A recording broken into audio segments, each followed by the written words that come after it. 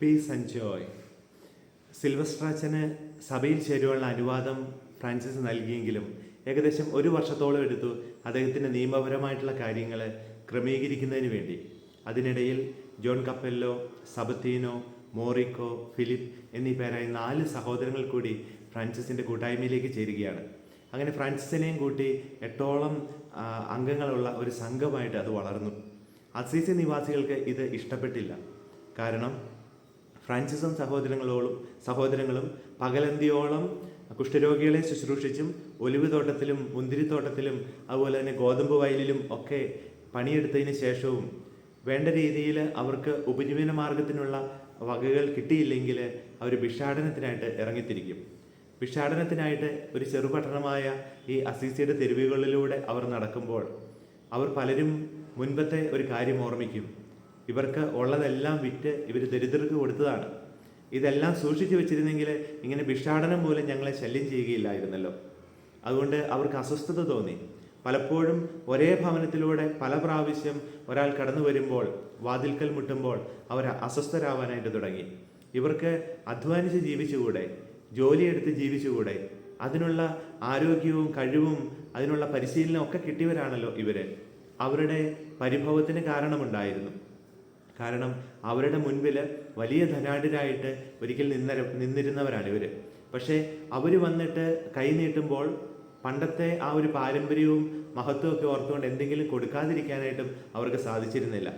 അങ്ങനെ വലിയ ഒരു ധർമ്മസങ്കടത്തിലായ അസീസി നിവാസികൾ ഗീദോ മെത്രാൻ്റെ അടുക്കൽ പരാതിയുമായിട്ട് ചെല്ലുകയാണ്. ഗീദോ മെത്രാൻ ഒരു ദിവസം ഫ്രാൻസിസിനെയും കൂട്ടരെയും വിളിപ്പിച്ചിട്ട് പറഞ്ഞു, നിങ്ങൾ ഇങ്ങനെ ചെയ്യുന്നത് ശരിയല്ല. നിങ്ങൾ അധ്വാനിക്കാനോ അല്ലെങ്കിൽ ഈ വരുന്ന സഹോദര സംഘത്തിൽ ആളുകൾ കൂടുന്നത് എനിക്ക് സന്തോഷമാണ്. അതുകൊണ്ട് നിങ്ങൾക്ക് അധ്വാനിക്കാനുള്ള ഒരു വകയോ അല്ലെങ്കിൽ ജോലിക്കായിട്ടുള്ള ഒരു സാഹചര്യമോ നിങ്ങൾ കണ്ടെത്തേണ്ടതല്ലേ? ഫ്രാൻസിസ് പറഞ്ഞു, പിതാവേ, ഞങ്ങൾ ഈശോ പരിപൂർണ ദരിദ്രനായതുപോലെ ദരിദ്രരായിട്ട് ജീവിക്കാനായിട്ട് വ്രതമെടുത്തവരാണ്, തീരുമാനമെടുത്തവരാണ്. പരിശുദ്ധ അമ്മയും ഈശോയും തങ്ങൾക്ക് ചുറ്റുമുള്ള ജോലികൾ ചെയ്തിരുന്നു. അതേസമയം പിതാവിൻ്റെ ഹിതം നിറവേറ്റുന്നവരായിരുന്നു. ഞങ്ങൾക്ക് സ്വന്തമായിട്ട് ജീവിക്കാൻ ഒരു വയൽ തന്നാൽ, ഒരു വലിയ കെട്ടിടം ഞങ്ങൾക്ക് വേണ്ടി നിർമ്മിക്കപ്പെട്ടാൽ അത് സംരക്ഷിക്കാനായിട്ട് ഞങ്ങൾ വീണ്ടും അതിൽ ശ്രദ്ധ കൊടുക്കേണ്ടി വരുന്നു. അതിനു വേണ്ടിയിട്ട് ഞങ്ങൾ ആയുധങ്ങൾ എടുക്കേണ്ടി വരുന്നു, യുദ്ധത്തിൽ നിന്ന് സംരക്ഷിക്കാൻ, ശത്രുക്കളിൽ നിന്ന് സംരക്ഷിക്കാൻ. അപ്പോൾ അതിനിടയിൽ പലരെയും ഞങ്ങൾ ശത്രുക്കളായിട്ട് കരുതേണ്ടി വരും. ഇതാണെങ്കിൽ ഞങ്ങൾ വെറുതെ ഇരിക്കുന്നില്ലല്ലോ, അലസരായിട്ടിരിക്കുന്നില്ലല്ലോ. ഞങ്ങൾ കുഷ്ഠരോഗികളെ ശുശ്രൂഷിക്കുന്നു, അല്ലാത്ത സമയങ്ങളിൽ ഞങ്ങൾ കൂലിവേലയ്ക്കായി പോകുന്നുണ്ട്. അതിൽ നിന്ന് കിട്ടുന്ന തുച്ഛമായ വരുമാനം മതി ഞങ്ങൾക്ക്. അതും കിട്ടാതെ വരുമ്പോൾ മാത്രമാണ് ഞങ്ങൾ ഭിക്ഷാടനത്തിനായിട്ട് പോവുക. ഗീദോ മെത്രാൻ ആഴത്തിൽ ചിന്തിച്ചു. ഇവർ സുവിശേഷാരൂപിക്ക് വിരുദ്ധമായിട്ടൊന്നും ചെയ്യുന്നില്ല. പരിശുദ്ധാത്മാവിനാൽ നയിക്കപ്പെടുന്നവനാണ് ഫ്രാൻസിസ്. അതുകൊണ്ട് ഞാനതിന് എതിർത്തൊന്നും പറയുന്നില്ല. ഗീദോ മെത്രാൻ പറഞ്ഞു, ഫ്രാൻസിസെ, പരിശുദ്ധാത്മാവ് നിന്നെ പ്രേരിപ്പിക്കുന്നതനുസരിച്ച് സന്തോഷത്തോടെ പോവുക. ഫ്രാൻസിസ് കൂടുതൽ തീക്ഷ്ണതയോടുകൂടി സഹോദരങ്ങൾക്ക് പരിശീലനം കൊടുക്കുകയാണ്. അതിനിടയിൽ ജോൺ കപ്പെല്ലോ എന്ന സഹോദരൻ ചേർന്ന വിവരം നമ്മൾ ഓർമ്മിച്ചു. അദ്ദേഹം മടിയനും അലസനുമായിട്ടുള്ളൊരു സഹോദരനായിരുന്നു.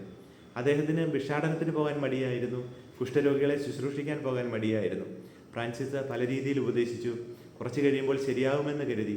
എന്നാൽ അദ്ദേഹത്തിൻ്റെ സ്വഭാവം മറ്റ് പലരിലേക്കും പടരാൻ തുടങ്ങി. അലസത പടർന്നു പിടിക്കുന്ന പോലെ ഫ്രാൻസിസിന് തോന്നുകയാണ്.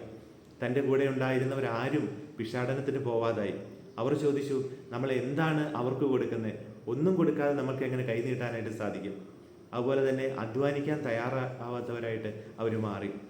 ഫ്രാൻസിസ് അവരെല്ലാം ചേർത്ത് പിടിച്ചുകൊണ്ട് പറഞ്ഞു, സഹോദരങ്ങളെ, ഈശോ മിശിഹ നമുക്കിടയിൽ തലചായ്ക്കാൻ ഇടമില്ലാത്തവനും ഒക്കെ ആയിട്ടാണ് നമ്മുടെ മുമ്പിൽ വ്യാപരിച്ചത്. പരിശുദ്ധ കന്യാമറിയവും അതുപോലെയൊക്കെ തന്നെയാണ്. യോഹന്നാൻ്റെ കൂടെ, അപ്പോസ്തലന്മാരുടെ കൂടെ ആയിരുന്നപ്പോഴും അമ്മയും ഈ സുവിശേഷ ദാരിദ്ര്യത്തിൽ തന്നെയാണ് ജീവിച്ചത്. നമുക്ക് ഏറ്റവും നിസ്സാരമായ സങ്കേതങ്ങൾ മാത്രം മതി. നമ്മൾ പകരം കൈനീട്ടുമ്പോൾ ഇങ്ങനെ പറയുക, ദൈവസ്നേഹത്തെ പ്രതി നിങ്ങളോട് ഞങ്ങൾ യാചിക്കുന്നു, എന്തെങ്കിലും തരണമേ. അതിനുശേഷം അവർ തന്നില്ലെങ്കിൽ സന്തോഷത്തോടെ നന്ദി പറഞ്ഞുകൊണ്ട് അടുത്ത വാതിൽക്കലേക്ക് പോവുക. നിങ്ങൾക്ക് തരുന്നത് തുച്ഛമായ കാര്യങ്ങളായിരിക്കാം നിങ്ങളുടെ ദൃഷ്ടിയിൽ, പക്ഷെ അതിന് പകരമായിട്ട് നമ്മൾക്ക് കൊടുക്കാൻ പറ്റുന്നതോ ദൈവത്തിൻ്റെ സ്നേഹമാണ്. ദൈവസ്നേഹത്തെ പ്രതി 10 മടങ്ങ് വിലയുള്ള ഒരു കാര്യത്തെ പ്രതി നിങ്ങൾ ചോദിക്കുമ്പോൾ തീർച്ചയായിട്ടും നിങ്ങളെ ദൈവം പരിപാലിക്കും. സഹോദരന്മാരിൽ പുതിയൊരു ഉണർവ് വന്നു. അവർ പോയിട്ട് ഭിക്ഷാടനത്തിനായിട്ട് ഇറങ്ങി. പകലന്തിയോളം കുഷ്ഠരോഗികളെ ശുശ്രൂഷിക്കാനും രോഗികൾക്കും ദരിദ്രർക്കും ഒപ്പം ആയിരിക്കാനും അതുപോലെ വയലേലകളിൽ പണിയെടുക്കാനും അവർ പരിശ്രമിച്ചു.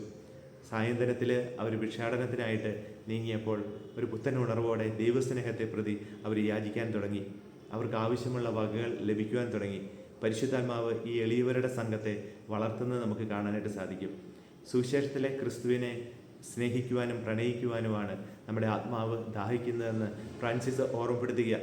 അത് വെള്ളം ചേർത്തുകൊണ്ടല്ല, പൂർണ്ണ ഹൃദയത്തോടെ, പൂർണ്ണ ആത്മാവോടെ, പൂർണ്ണ മനസ്സോടെ, സർവ്വശക്തിയോടും കൂടി ദൈവത്തെ സ്നേഹിക്കുവാനും ആ സ്നേഹം എങ്ങനെ ഈശോ ആഘോഷിച്ചോ അതുപോലെ ആഘോഷിക്കാനായിട്ടും പരിശുദ്ധ രൂപി നമ്മളെയും പ്രേരിപ്പിക്കുന്നുണ്ട്. നമ്മുടെ കർത്താവായ യേശു മിശിഹായുടെ കൃപയും പിതാവായ ദൈവത്തിൻ്റെ സ്നേഹവും പരിശുദ്ധാത്മാവിൻ്റെ സഹവാസവും നാം എല്ലാവരോടും കൂടെ ഉണ്ടായിരിക്കട്ടെ, ഇപ്പോഴും എപ്പോഴും എന്നേക്കും.